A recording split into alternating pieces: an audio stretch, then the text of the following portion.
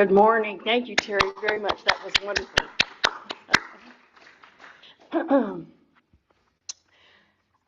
Whoever you are, we welcome you. Wherever you come from, we welcome you. Whomever you love, we welcome you.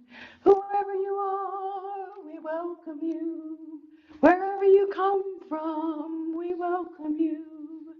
Whoever you love, we welcome you. Whomever you love, we welcome you. Good morning, everyone, and welcome to the Unitarian Universalist Congregation of Lake County. I'm Alexandra Legan, your worship associate for today, and my pronouns are she and her. I'm so happy to see everyone this morning gathered together in this place of caring, sharing, love, and celebration for each other. We humbly acknowledge that our church is located on the grounds originally inhabited by the Timucua First Nation peoples. We are committed to stand in partnership with all First Nation peoples in the stewardship and protection of their cultural resources and sacred homelands. We own our responsibility to care for this land as they have, as our Mother Earth cares for us and for all living things. First, a couple of brief announcements. Let me remind you to please silence your cell phones. We are delighted to have today as our speaker, Dan Gribbin, who many of you know, yay! His home base is the UU congregation of Ormond Beach, and he will focus his remarks on the topic, is Christian nationalism really Christian? Next Sunday, September 22nd, Rev. Christina Spouty will be with us again to speak on how Universalists save God and the world, which exploring more deeply the Universalist heritage, which predates the founding of the United States. The Sunday morning discussion next Sunday will be led by Barbara Hill, and the topic will be the proposed Florida constitutional amendments, pros and cons. If you are visiting with us for the first time, and I see a few badges out there, welcome, welcome. We're glad you're here. We hope you come often. Please be sure you signed in with our greeters so we can keep connected with you. And if you'd like to learn more about UU or UUCLC, please feel free to ask our minister or anyone in the congregation. We'll be happy to give you the down dirt, okay? Again, welcome to everyone else with us here in the sanctuary. And Justin, can we wave and say good morning to all the folks on Zoom today? Good morning. Oh, lots of people. Good morning, everybody. Welcome. And now our opening words. Wherever we are, love is. As we enter into another week of uncertainty in the world, let us remember there is only one side, that of humanity and planet Earth. May we pray for peace. May we raise our voices with our elected officials and engage as we can in acts of resistance. May we remember to take very good care of ourselves, each other, and those we love. May we remember these words adapted from the Unity Prayer. The light of love surrounds us, love enfolds us. The power of love protects us. Love watches over us. Wherever we are, love is. Please join me now as we begin our service, as do all UUs worldwide, with the lighting of our chalice. Let me ask somebody, would you come up? Susie, can you light the chalice for me?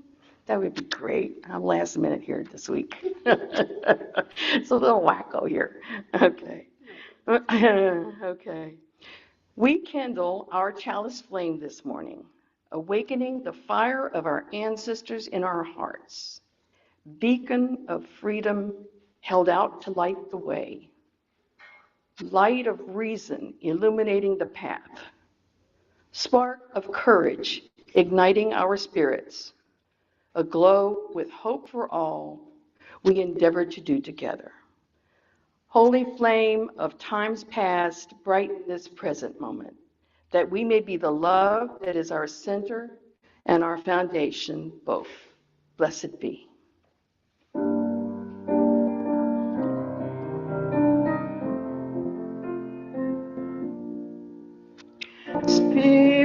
Spirit of life, come unto me. Sing in my heart all the stirrings of compassion. Blow in the wind, rise in the sea, move in the hand, giving life the shape of justice. Roots hold me close, wings set me free. Spirit of life, come to me, come to me. Please join me in reaffirming who we are by reciting together our congregational covenant found on the screen. Love is the spirit of this church, and through service we live our principles. This is our great covenant, to dwell together in peace, to seek the truth in love, and to help one another.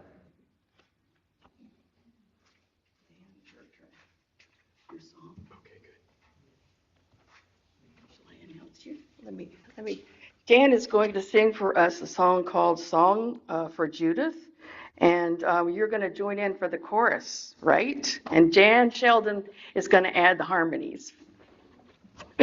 Hopefully, okay? We're all up here doing our best, right? That's the best we can do. Jan and I have had the opportunity to practice this song all at one time. It was something that occurred to me that might be useful in a service, and so I tried it out last Sunday on our congregation. They seemed to enjoy it, and so it's Judy Collins' song about the difficulties that she went through with a positive message. So your partner's over the door and come on in. I'm so glad to see you, my friend, which I hope is your theme for your life anyhow, right? We'll practice this chorus first of all. Open the door and come on in. I'm so glad to see you, my friend. You're like a rainbow coming around the bend. We're in trouble. I can't hear my guitar. I wonder why. Is that up a little bit? Okay. Why don't I start with verse 1 and then we'll work from there. Sometimes I remember the old days when we're working. Sometimes I remember the old days when the world was filled with sorrow. You might have thought I was living, but I was all alone. In my heart the rain was falling, the night was calling. Come back, come all you ever know. Open the door and come on in. I'm so glad to see you, my friend. You're like a rainbow coming around the bend. And when I see you, it sets my heart like the music that is yours. With friends who could always see me through the haze, their smiles would reach me, saying hello. Soon I knew that what I was after was life and love, tears and laughter. Hello, my good friend. Hello, my darling. What do you know? Open the door and come on in. I'm so glad to see you, my friend. You're like a rainbow coming around the bend.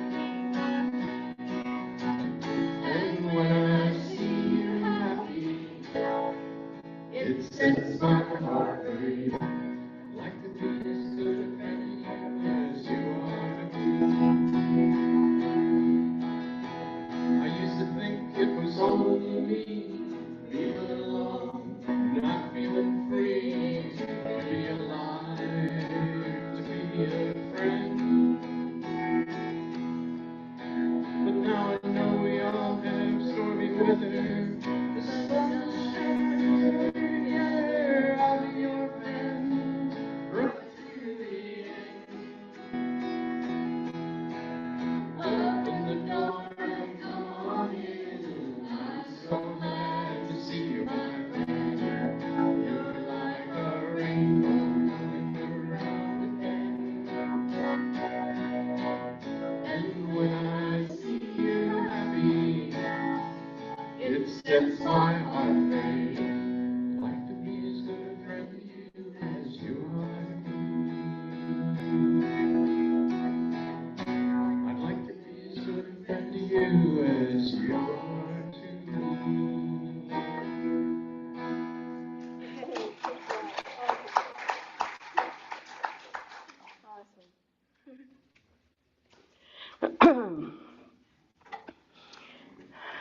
Wonderful, wonderful. Each Sunday, we make time for those who wish to offer a joy, concern, or sorrow, or to set an intention for the coming days. If you would like to take part in our stone ritual, I invite you now to come in silence to place a stone or stones in the sand at either of the two stations, one in the front and one in the back. Following this time, anyone who has a joy, concern, or intention that you wish to share aloud with the congregation, please raise your hand and someone will bring the mic to you. You may begin.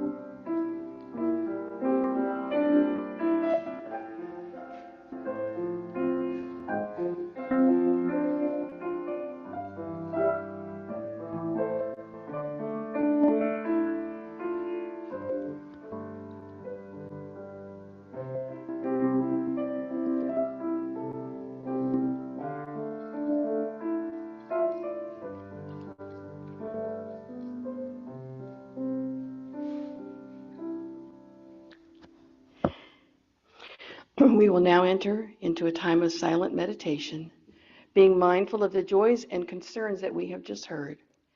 Take a moment to find a comfortable posture and let the chime draw you into mindfulness.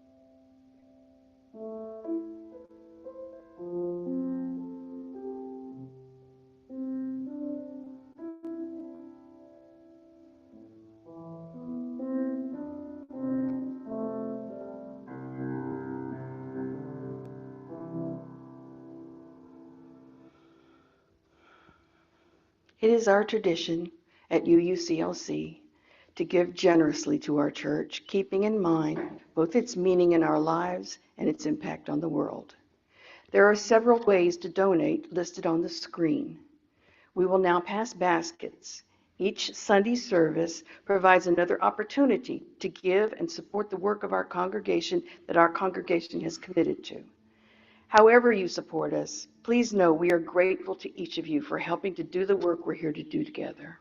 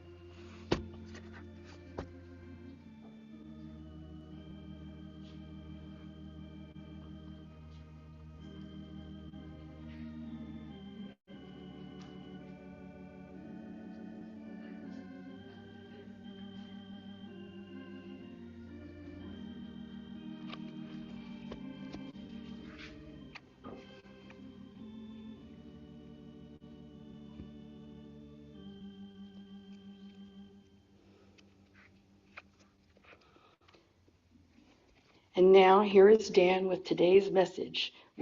We will join together and he will lead us in a song following his message.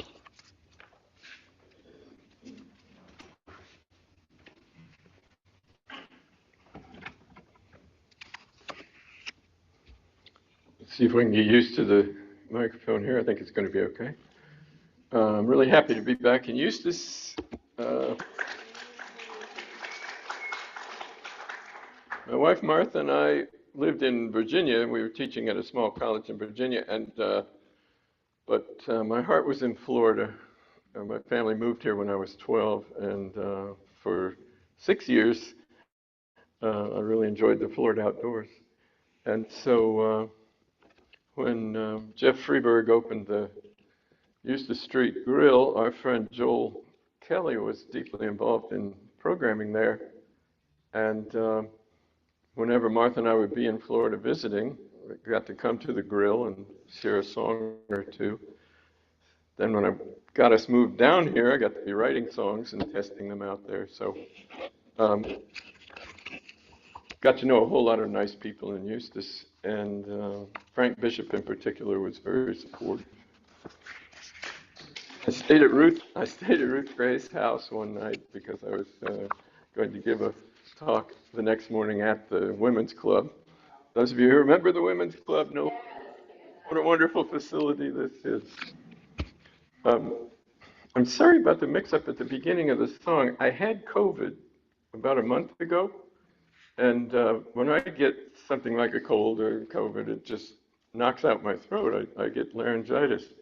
So I changed the chords that I was playing for that song because I was singing so low.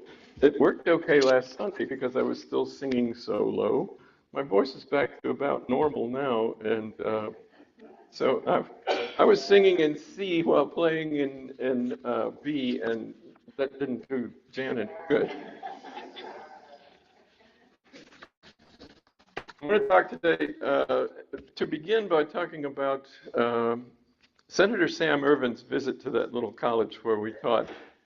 He, was a senator from North Carolina, from Western North Carolina, and from a very conservative district. He came through the ranks of the House in a very conservative district there.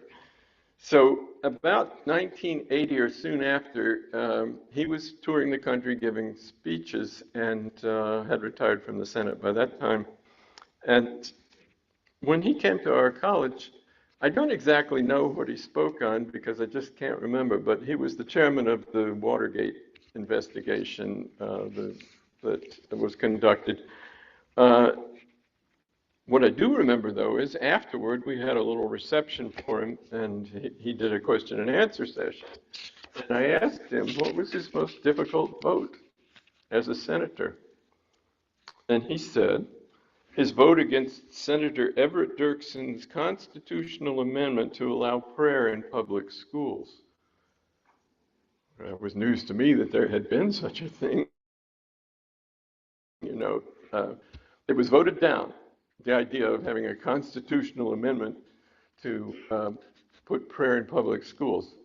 And the reason Senator Ervin felt that that was his most difficult vote in the Senate was that most of his constituents, maybe most of North Carolina, would have been very happy to have prayer in the public schools, but the Constitution has a strict separation of church and state, and he was a real expert on the Constitution, and that was his conscience as a senator, was to vote the Constitution. So that was really interesting to learn from Senator Ervin.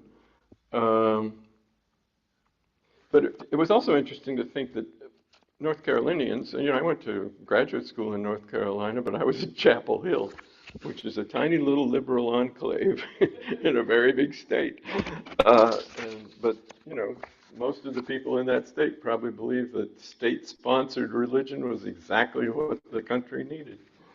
Now, the underlying assumption behind that eagerness to tear down the constitutional wall between government and religion was that their religion would be the chosen religion of the country. That would be the state-sponsored religion. Not some heathen creed like Universalism or Unitarianism or Unitarian Universalism, for goodness sake. Those people ought to be sent back to where they came from. So the school prayers that would have been initiated under Senator Dirksen's amendment would have been, of course, to a Christian God, and that Christian God had recently appeared on United States currency there in the 1950s. In God We Trust appeared on our currency. And of course, during Eisenhower's second administration, I believe, they inserted into the Pledge of Allegiance the phrase, "One nation under God," which had not been in there for the rest of the 20th century. So as I say, that amendment by Senator Dirksen did not prevail. But the tension between church and state in the United States is still very much alive, as you know. And we've got a major political party identifying itself with efforts to impose religion and religious doctrine into the public square, both at the national and at the state level, most prominently over the issue of abortion, but also in efforts to ban books and carry out Senator Dirksen's plan to impose religious doctrine into the curriculum of public schools. But you live in Florida, you know these things, don't you? When we elected a president in 2016 who promised to empower right-wing Christianity and who largely delivered on that promise, it's little wonder that the nation is reeling under the notion that Christian nationalism could impose itself in our country with effects that would echo the takeover of the German Republic by the proponents of National Socialism in the 1930s. The Lutheran Church was essentially the state church of Germany, and they freely allied themselves with Hitler's program, which is just devastating to think about. Questions arise then about the origins of this Christian nationalism movement in America, its aims, and about whether there's anything really Christian about it. On that latter subject of what is Christian, I'm going to treat us to a refresher course about the essence of Christ's teachings. See if you recognize these concepts as emerging from the New Testament, and see if they in any way remind you of current practice on the part of the religious right. I've got them numbered here, so I'll run through the numbers. 1, love your neighbor as yourself. Treat others with kindness, respect, and empathy. regardless of their background or beliefs. 2, forgive your enemies, for forgiveness is a pathway to inner peace and a pathway to liberation from resentment. 3, help the poor and the marginalized. Show compassion toward those in need and provide aid to the less fortunate. 4, serve others without seeking power or recognition for yourself. 5, be humble before God and your neighbor, acknowledging your limitations and imperfections. 6, teach by example and live a life of integrity. 7, focus on internal spiritual growth and aligning yourself with God's will rather than emphasizing external rituals or practices. And finally, number 8, embrace faith and trust in God as a higher power guiding your actions. Now, that wasn't the Unitarian Universalist Creed. That was what I think probably Christ would be emphasizing on any given Sunday if he were in anybody's pulpit. Those were things that he felt would be the way to live as a Christian.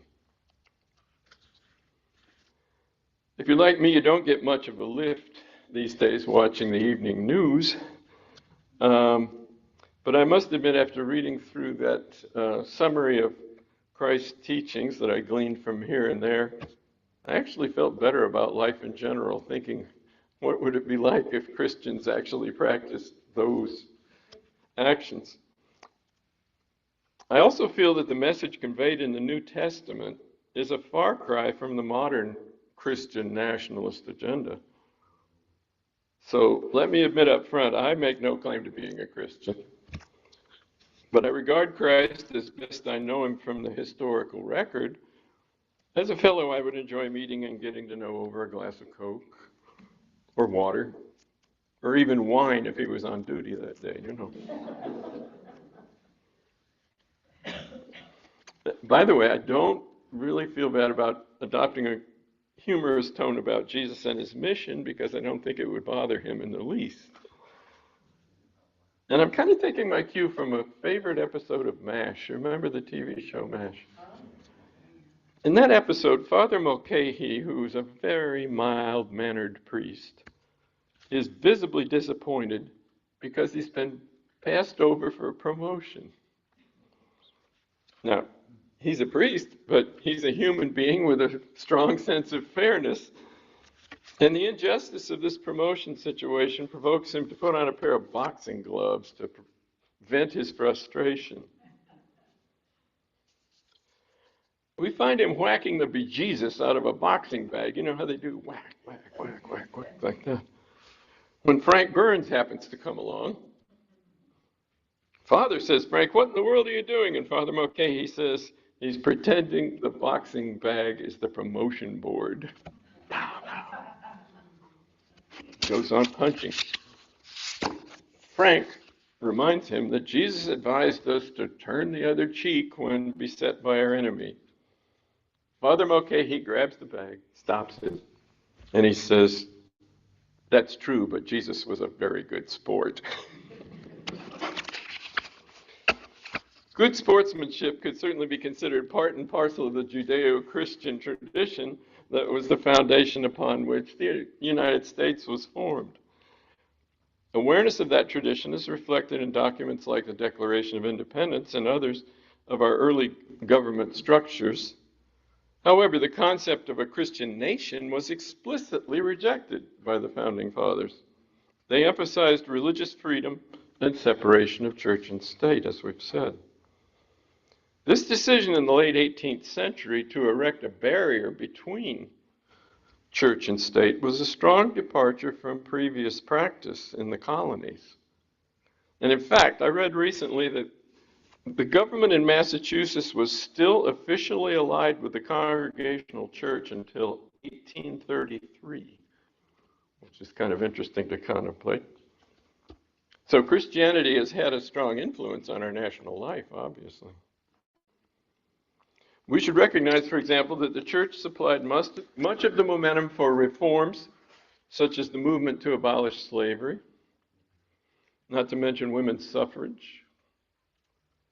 And in more recent history, the Cold War period, it sort of reversed itself, though. You get the rise of anti-communism as a political cudgel, which pushed the country in the direction of moral conservatism, with issues like abortion, school prayer, and family values gaining prominence in political discord, with the implication that if you didn't back these things, you weren't a real American. And we still get that today. Senator Joseph McCarthy professed to believe that America was engaged in a final all-out battle between communistic atheism and Christianity. I'm quoting him there. You can see there the way a certain approach to politics hinges on the assumption that America is a Christian nation. In the 1970s and 80s, the rise of televangelists like Jerry Falwell and organizations like the Moral Majority mobilized conservative Christians into an even stronger political force. They focused on issues like abortion, school prayer, and opposition to LGBTQ plus rights, aligning themselves with the Republican Party. Today, we have politicians in several states falling all over themselves to demonstrate their right-wing credentials by robbing the citizenry of basic rights and demonizing those who do not share their political beliefs and, we might add, their skin color. The concept of culture wars has emerged, framing social issues like abortion and same-sex marriage as battlegrounds between traditional Christian values and secularism. This has fostered a sense of cultural and religious identity among some Christians, fueling their political engagement. I have a wonderful student. She and her husband have 4 beautiful daughters. They're grown children now. But it just was so sad for me to have them dancing in the streets when Trump was elected, because the only reason they were doing that was that he had promised the religious right that he would get rid of abortion, which he did. And her sister, who I also taught, in fact, she showed up on registration day and says, "You're supposed to take care of me for the next 4 years." My older sister said so. Her sister is aligned with the idea of maintaining our rights. The two of them couldn't be further apart on these issues. Well, as with National Socialism in Germany in the 1930s, the rise of populism and nationalist sentiment in the United States has created fertile ground for Christian nationalism. It's about power, ultimately, isn't it? Some Christian nationalists believe that America has a special destiny guided by God and that Christian values should be central to national identity and policy.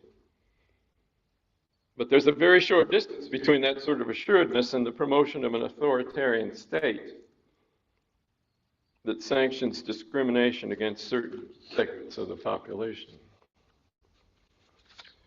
To illustrate the potential for a tragic turn under Christian nationalism, we need only focus on January 6th, when the supporters of our soon-to-be ex-president gathered in Washington to protest the election results. One person brought along a placard depicting Jesus wearing a MAGA hat. And during the Capitol invasion, a shirtless protester delivered this prayer on the Senate floor: "Thank you for filling this chamber with patriots that love you and that love Christ." Jesus probably was a good sport, but I dare say there's no way he would want his name associated with the effort to sack the Capitol and the threat to hang the vice president. A recent article in the New Yorker offers a hint as to the atmosphere that has fostered this alliance between extreme politics and Christianity. The author says, in contemporary America, the practice of Christianity is starting to seem abnormal to the Christians. Measures of religious observance in America have shown a steep decrease over the past quarter century, 70% of Americans in 1999 belonged to a church, a synagogue, or a mosque. Okay, in 1999, 70% of people professed to belong to some kind of religious organization. In 2020, the number was 47%. That's a steep decline. So for the first time in nearly 100 years of polling, worshipers were in the minority. This changing environment helps explain the militance that is one of the defining features of Christian nationalism. They're feeling cornered, I guess.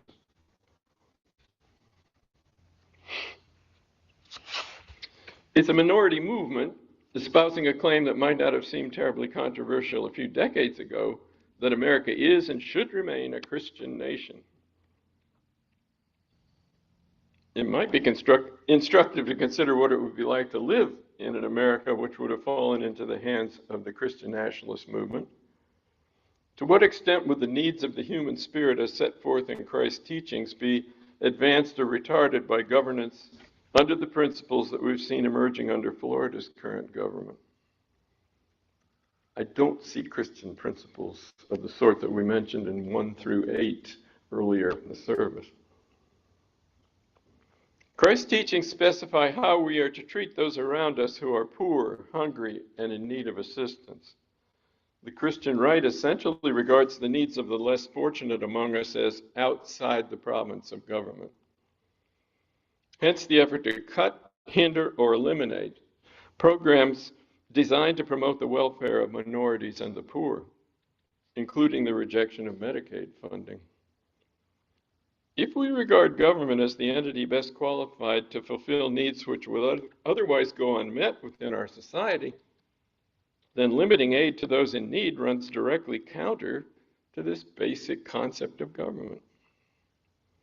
Those among us who would hope to align our collective government effort with the kind of positive and spiritual practice that would benefit all of our citizens, and not simply those who are well off financially, must regard with dismay and even horror the effort to strangle social welfare programs and to hamstring the public schools.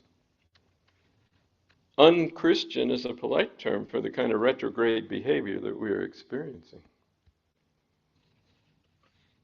In a recent New York Times article, Michelle Goldberg sounds the alarm about the extent to which the religious right has handed itself over to the politics of Trumpism.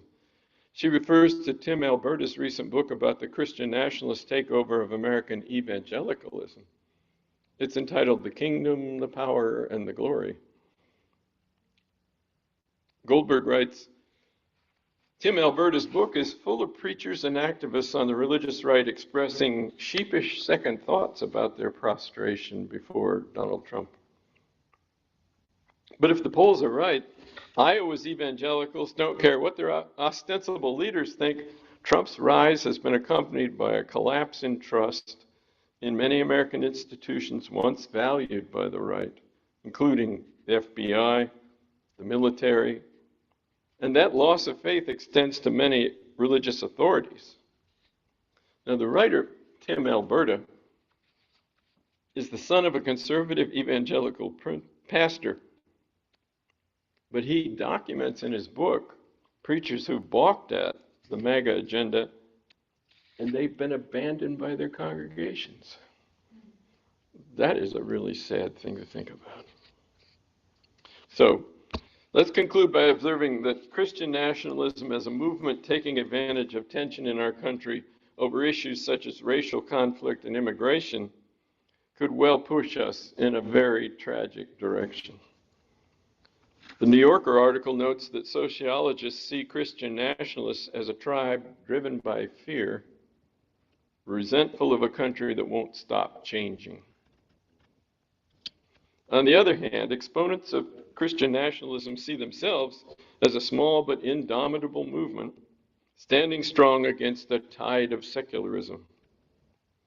What seems to be lacking in that is allegiance to those refreshing 8 principles that I listed earlier, the principles associated with Christ's actual ministry.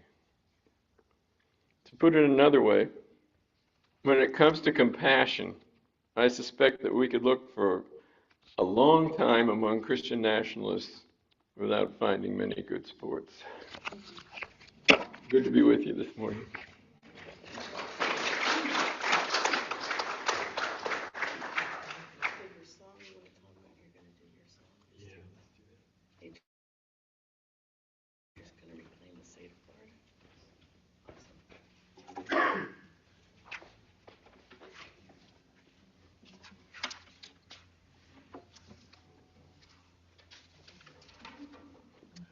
We've never rehearsed this one.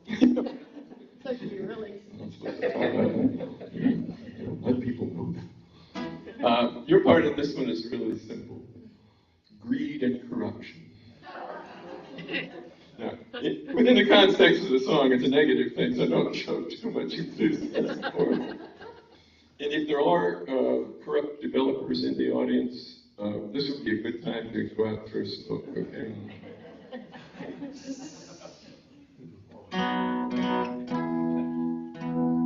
Okay, the title of the song is Nature's Gonna Reclaim the State of Florida, and you'll know why soon. Is my gator up? Oh. Betsy told me she was going to give us a good gator, and she did. Nature's going to reclaim the state of Florida, and she's going to rub out our footprints in the sand. We got to get our act together, learn to live and let live. We can't let greed and corruption. You're supposed to come in with greed and corruption. We can't let greed and corruption. Greed and corruption rob us of our sun-drenched land. There's a developer standing near a waterfall. He's sizing up the swampy plants to drain. Mr. Gator grabs the leg and does a victory roll. I swear I hear that gator humming this refrain. Nature's gonna reclaim the state of Florida. She's gonna rub out our footprints in the sand.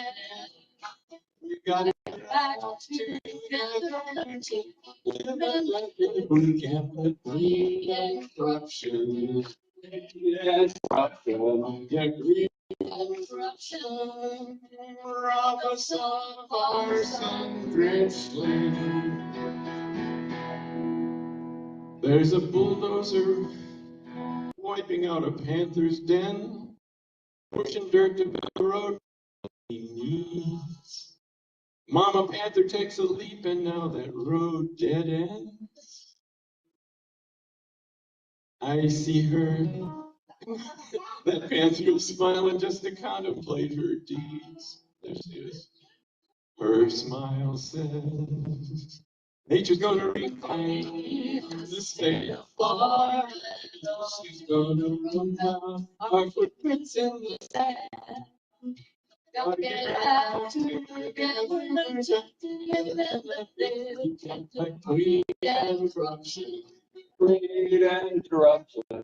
Greed and corruption rob us of our sun-drenched land. We've got to slow down that asphalt creep and learn to nurture what nature offers free. For as we sow, my friends, so we shall reap. It got a sacred responsibility. Sea turtle needs a healthy beach to lay her precious eggs. The dolphin needs an unpolluted bay. The snail kite's little chicks, I hear them beg and beg. Will we care enough to fight for them today? If not, friends, nature's gonna reclaim the state of Florida. She's gonna rub out our footprints in the sand. Gotta get right together, let you live and let live. We can't let greed and corruption. Greed and corruption. Greed and corruption rob us of our sun-drenched land. Thank you for singing along.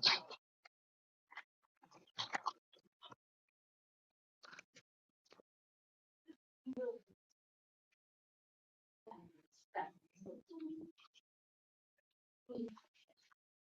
we go forward, let's remember these words, adapted from the Unity Prayer. The light of love surrounds us. Love enfolds us. The power of love protects us. Love watches over us. Wherever we are, love is.